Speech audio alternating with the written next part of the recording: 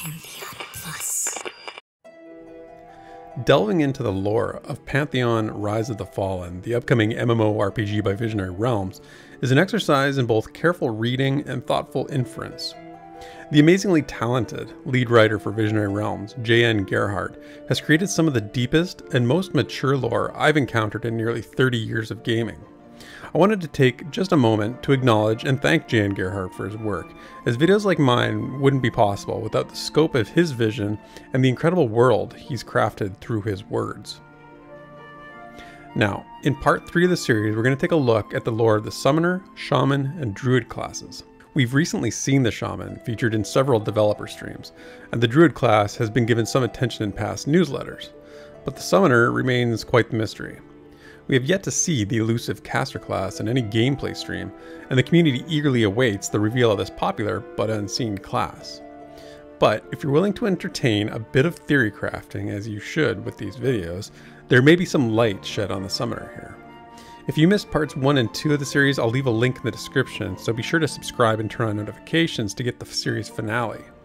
But enough of that, and let's continue on with our journey into the lore of the classes. We begin with the Shaman class. When we think of the Shaman, images of tribalistic nature magics come to mind.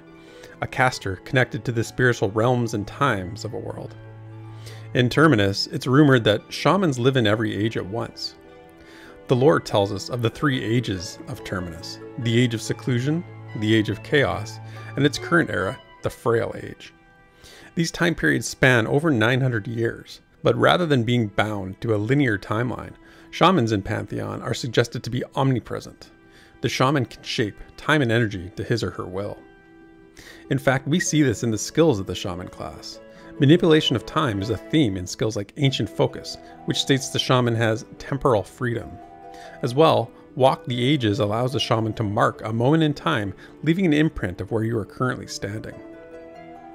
But how does this mastery of time and space factor into the shaman's place in Terminus' lore? We may have witnessed this quite recently, actually. In the February 2020 developer stream, Co-Carnage's character, notably a shaman, interacted with a mysterious figure known as the Old One. This character expressed surprise that Ko's character could perceive him at all, stating, "You can see me? That is unexpected." From the shaman lore we learn, it is the unique gift that allows shamans to discern the ancestry of friend or foe. Much of the ensuing conversation centers upon the nature of time and Terminus, and the Old One discloses an alternate timeline. Was this interaction only available to Ko because he was playing a shaman? That we don't know yet, but it would certainly put the Shaman class in an interesting place, not to mention the timeline of Terminus. Speaking of the timeline, while existing in every age, there are hints that the Shaman also existed prior to the known ages. The Shaman's power is a second sight, allowing them to sense the threads of energy woven through Terminus' past. Before the ages of Terminus was the era of the Rainborn Dragons, the epoch of the dragons of air named Rivalreen, and the dragons beneath the sea, the Sol Cromane. The shaman utilizes their connection to the ancient dragons in 2 powerful spells available to them. Reptilian Veil brings the traits of the Sol Cromane to present, while Mark of the Fireclaw awakens the powers of the Rivalreen. If nothing else, bringing the power of the Rainborn out of the past and into the present certainly confirms the shaman as a formidable class in the world of Terminus. But shaman aren't the only ones with the second sight. Druids are often revered as visionaries who can see beyond the fragmented terrain and into the heart of Terminus itself. Terminus is a world that has been described by some as being born of a deep seed within the planet. In the tale of the seed and the worm, we learn, out of the seed of life grew limbs of gigantic roots, which coursed through the layers of the planet and burst forth on the surface, spreading creation throughout the world.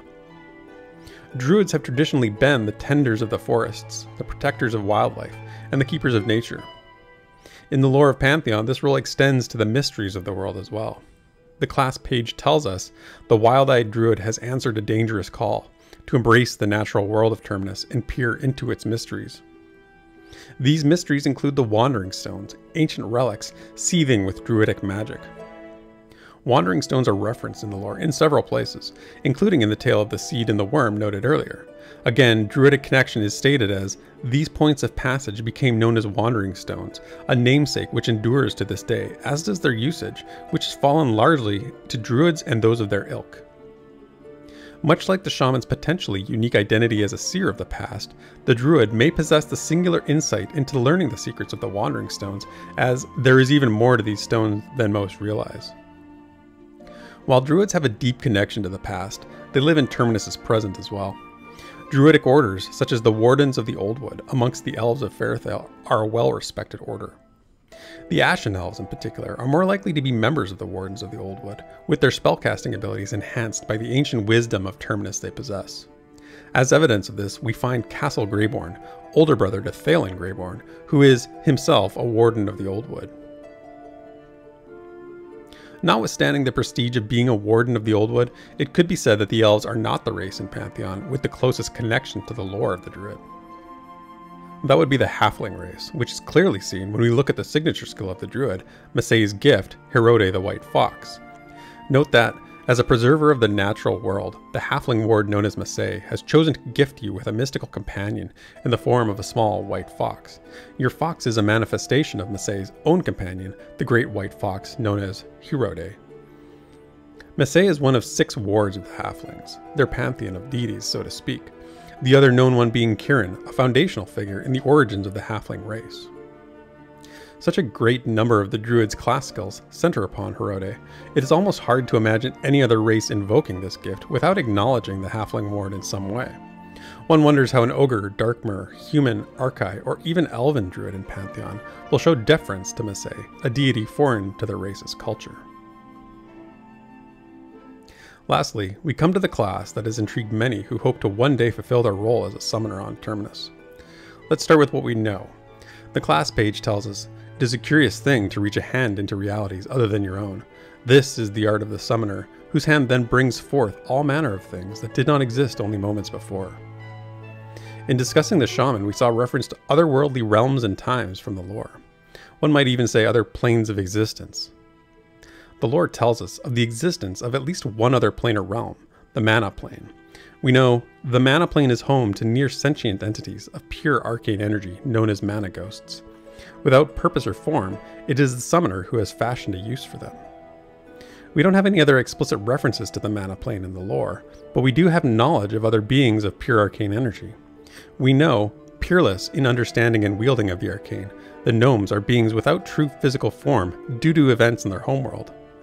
Perfectly suited for the summoner class, gnomes may summon not only the archimentals from the Mana Plane, but also the weapons they wield. These planar weapons appear to come in many varieties and possess their own inherent powers. But we're drifting away from the lore here, into areas best saved for the deepest statistical observations. To return to the lore, what connection might a being with the power of the summoner have to Terminus's history? Let me suggest there may be one hiding just in plain sight.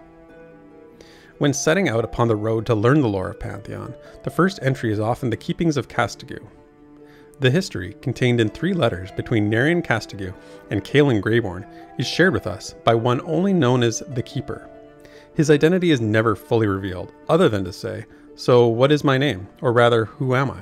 A fond departed friend once called me a loomer of legends, which is bright but quite unrepeatable.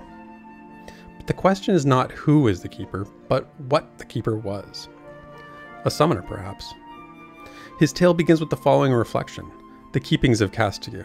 These conspicuous little letters have cost me more danger than an entire shelf of books on high summoning.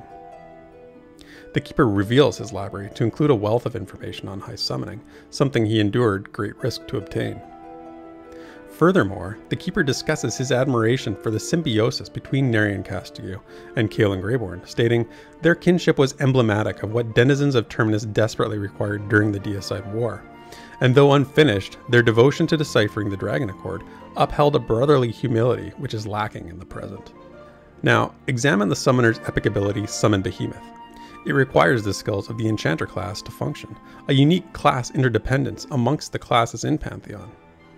Perhaps the Keeper recognized the power of this relationship through his training as a summoner, a theory which might just explain his long-departed friend's characterization of him as a loomer of legends.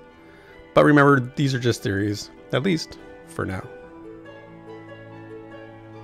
We approach the end of this video series on the lore of the classes with one more to go.